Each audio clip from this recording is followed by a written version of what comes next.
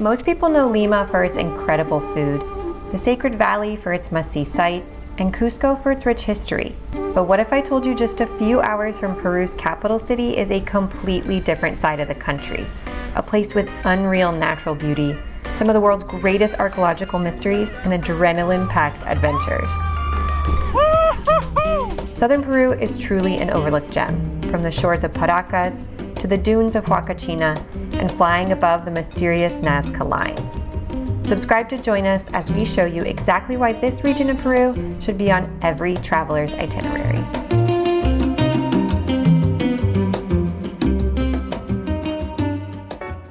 Our journey to southern Peru began in Cusco after our return from Machu Picchu. We caught a quick flight to Lima, then headed straight to the Cruz del Sur bus terminal to continue toward Paracas by road.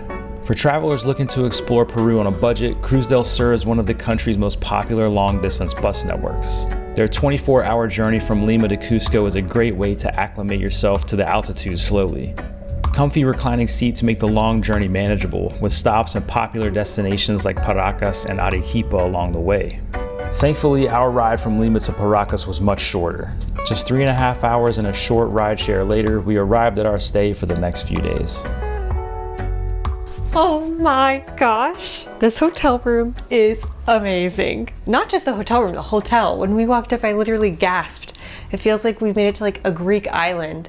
But no, we are in fact in Paracas, which is one of the top beach destinations in Peru. It's a super small town, but it is a very resort, relaxing getaway. There's lots of all-inclusive resorts, but we're staying at a super cute boutique hotel right on the ocean. We have a little beach, we have kayaks and paddle boards, we can get bikes here, all included in our stay. And we have our own little beachfront porch. But it is still mind-blowing to me that we left Cusco this morning at like 6 a.m. and now we are back at sea level in Paracas on the other side of the country. It is crazy, but it was a long day. So we are gonna get dinner at the hotel. I am for sure using their drink card for the welcome drink to go watch the sunset, maybe an Aperol Spritz, a little glass of white wine. Need to get in something a little bit more beach friendly. Oh, I'm like loving this. I'm dressed and ready. Cocktail time, baby. Ooh, this is quite a door. They got pisco sours, mine with maracuya, pina coladas, Aperol Spritz. I think I'm becoming a resort girly. But when it looks like this, I want to leave. I'm a pituco.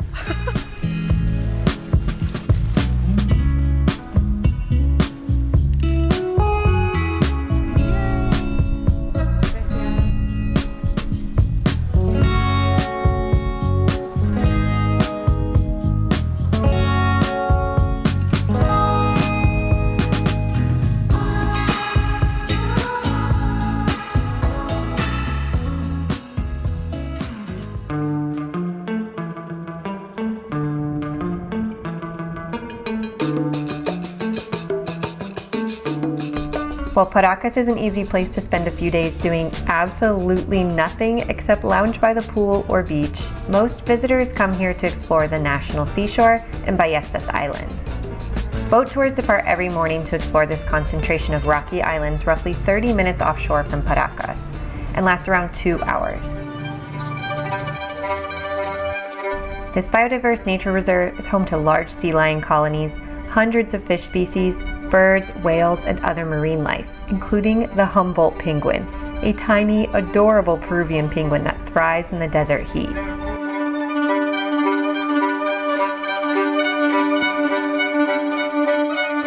As we float past hidden coves and rocky cliffs, we were captivated by the rugged beauty of the Ballestas Islands. Wow, look at them.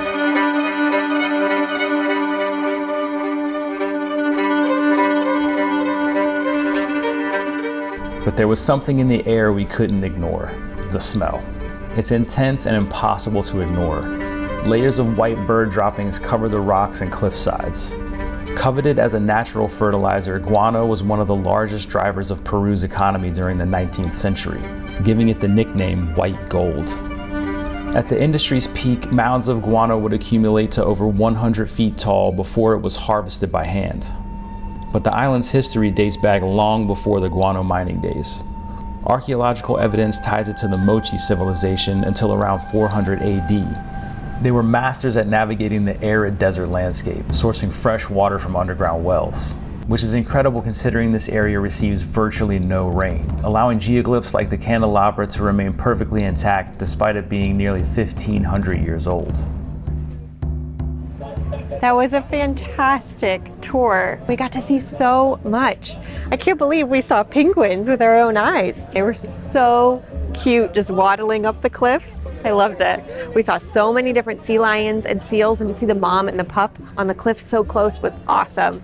When you're finished with the tour, it drops you off in the center of town where they have like a nice malecón lined with all these different restaurants and bars, and there's a public beach here where you can rent umbrellas and just relax. I think it's also a really popular play area for like families and kids coming from Lima, since this is such a popular escape. They have these huge floats and slides that go into the water. It looks really fun. I think we're gonna head back to the hotel and chill there because we got everything we need at that hotel. This was so fun though. We saw penguins. The hotel is located about a 20-minute walk from the town center, so if you're doing the boat tour in the morning, you will have to walk. Alternatively, you can get a tuk-tuk, or there is Uber here, which is really convenient. But honestly, it just promotes staying at the hotel because it's like so secluded on the north side of the island. It feels like a little oasis, and the restaurant is fantastic. So we had plans to come in here and try all these like local restaurants in town, but our spot's great. Like, I don't want to eat anywhere else. I don't want to go anywhere else. Perfect. We will have links to book all of the activities you see in this video, as well as the hotel down below, and we'll have things pop up on the screen as we do them, just so you can book and have this magical experience too.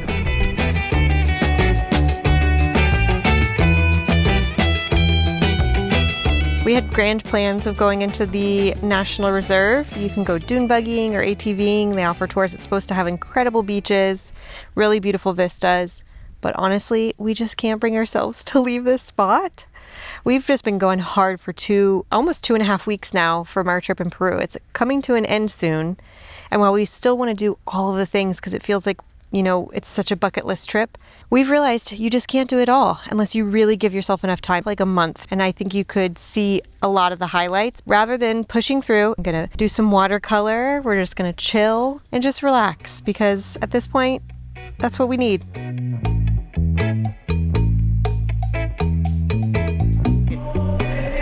No once y media, no es para nosotros, no. It's definitely helpful to know at least some Spanish if you're coming to Peru, and I don't just mean knowing how to say ¿Dónde está la biblioteca?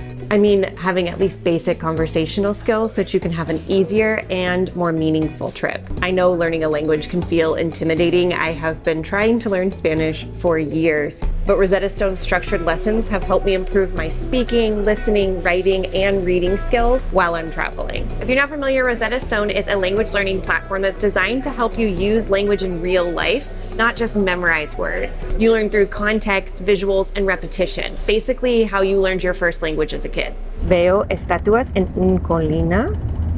Colina. I know that word. A hill. With their app, you only need 10 minutes a day to start learning, and their lessons are super practical, designed for real-world scenarios, like how to navigate getting on a bus in Peru or ordering at a restaurant. And because it gives you real-time pronunciation feedback, you can improve your speaking skills and feel more confident when you're out exploring. I did it. If you're serious about learning a language and wanting to have more meaningful travel experiences, or just prepare for your upcoming trip, you need to download Rosetta Stone using the QR code on the screen or the link in the video description below. Our exclusive link gives you a discount and unlocks access to the 25 different languages Rosetta Stone offers. So whether you want to learn Spanish or pick up something new in the future, they have you covered. Unlock our exclusive discount code and get started learning a new language today. Ándale. Back on the bus, we got front row seats for our short drive from Paracas to Ica, the closest city to Peru's famous oasis, Huacachina. Now would be a great time to remind you that while renting a car in Peru is always an option, in our opinion, it's usually not worth the hassle. Driving in major cities like Ica is chaotic and something we personally wanted to avoid at all costs. Instead, we recommend taking Ubers or mototaxis to get around safely and conveniently.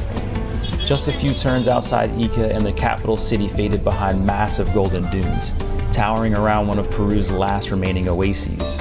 This slice of desert is best explored on 4 wheels with a heavy dose of adrenaline. Dune tours are offered only once daily, so we wasted no time jumping into a buggy for a white-knuckle ride through the desert.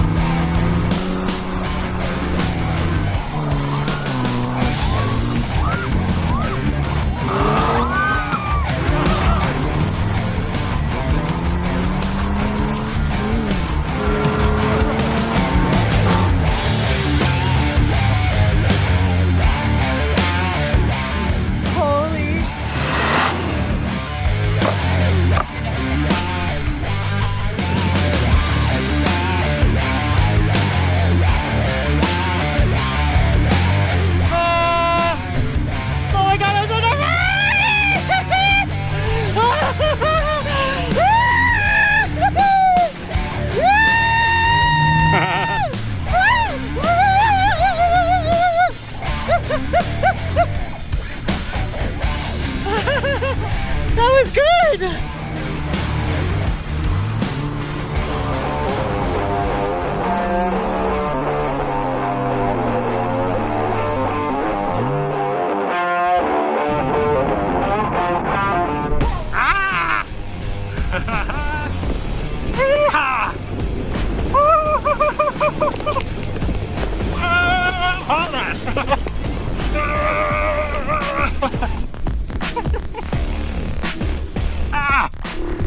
That was fun.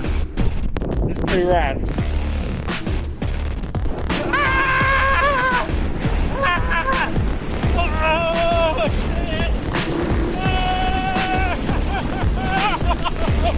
That was nuts.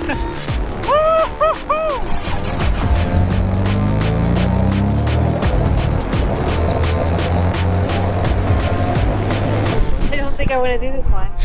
It's very tall. Oh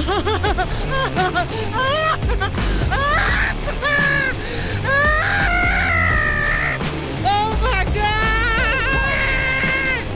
Holy crap! Oh my god! It's so fast. It's so fun. How was that? That was clearing out the sand from shoes. This is incredible though. We're sitting on top of a sand dune in Peru, watching the sunset. Unreal. Unreal. 10 out of 10, guys. The experience was amazing. So much more adrenaline packed than I ever expected it to be. It was so much fun sliding down the dunes, and the drive itself was its own experience. And they had drinks for us and snacks, and we hung out for probably like 30-40 minutes just watching the stars rise. It was perfect, truly perfection. So we're having some dinner. I got a lomo saltado with risotto, and then it's got a burger. They get so many tourists from all over. There's definitely something from like every region of the world on a menu here. In the car, once again, we drove deeper into the ever-changing southern Peruvian landscape toward Nazca, home to one of the country's greatest archaeological mysteries. Nazca takes around 2.5 hours to reach from Huacachina, so to fuel us for our big day, our driver made a pit stop to sample some of the region's incredible fruits. So juicy, it's like dripping down my arm. Peru is one of the largest exporters in the world of fruit, specifically the area of Ica. It's a very dry, deserty climate, which makes it ideal for growing fruits because they control the water intake it gets, which makes it sweeter. So blueberries, grapes, most of the places that you'll find them in the world come from Peru, right here. Estoy feliz. We got sandía, which is really like the best watermelon I've ever tasted. It's so sweet, and mango. It's so good. The reason we're driving hours through this desolate landscape is for a chance to look down from above at something humans created more than 2,000 years ago, the Nazca Lines. The Nazca Lines are massive geoglyphs etched into the desert floor over roughly 1,000 years by several ancient civilizations, including the Nazca people. The best way to see them is from the air, roughly 700 feet above the enormous designs depicting animals, plants, and geometric shapes, some of which stretch to over 1,200 feet wide. As the engine started, I'd be lying if I said I wasn't nervous. If you've never flown in a small plane before, you feel every turn, bump, and movement. But the moment we lifted above the desert and the first geoglyph appeared, the nerves disappeared. Seeing these massive designs emerge from the endless sand and rocks was one of those travel moments when you realize exactly why you came. The Nazca Lines are now a UNESCO World Heritage Site, and there is nowhere else in the world like them. Today, their exact purpose remains a mystery, but some theories suggest they were created for ceremonial purposes, possibly connected to water, fertility, or astrological events. We may never know exactly what inspired these incredible carvings in the sand, but thanks to decades of research and preservation, they remain one of Peru's greatest archaeological treasures.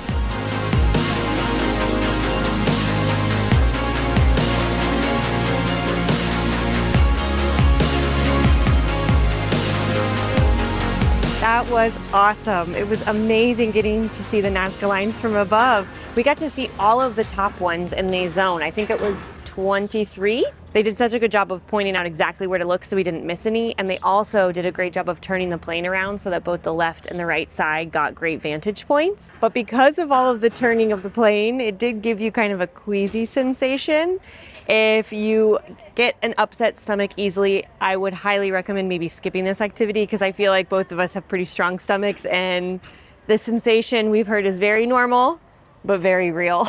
I'm like, oh God, I don't feel so great. Our tour that we booked included transportation from Huacachina, and our tour guide that drove us here and back has given us like loads of information, more than we learned about in the plane itself. So definitely recommend, worth the drive, super cool. And there's so much more to do in Nazca.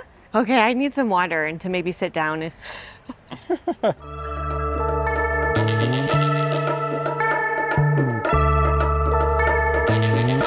We're back in Huacachina and we're just gonna explore the town center. It's super small, so there's not much to see or do. I think we could probably walk the entire lap around the oasis in about 10 minutes.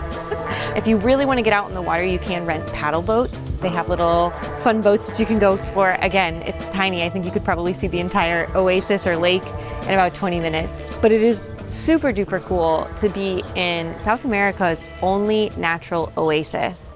The area where the water is located today is maintained through pumping because the oasis would have dried up at this point. But I just love admiring the dunes. We're literally surrounded by the most massive hills of sand, and it's mind-boggling. You don't need a ton of time to explore Huacachina. It's mostly about the activities you plan to do. We're staying for 2 nights because we wanted to do the Nazca Lines and of course the sandboarding, but there's also paragliding that you can do off of the dunes. But I would say when it comes to where you stay, make sure you read the reviews fully because the hostel that we're staying at, Viajero, is one of the best in all of South America, but it is quite a party scene. And last night they kept us up until about 1 in the morning with super duper loud music. So if you really prefer or cherish your sleep like we do, I recommend finding somewhere else to stay. So the goal now is taking our little last afternoon at the oasis.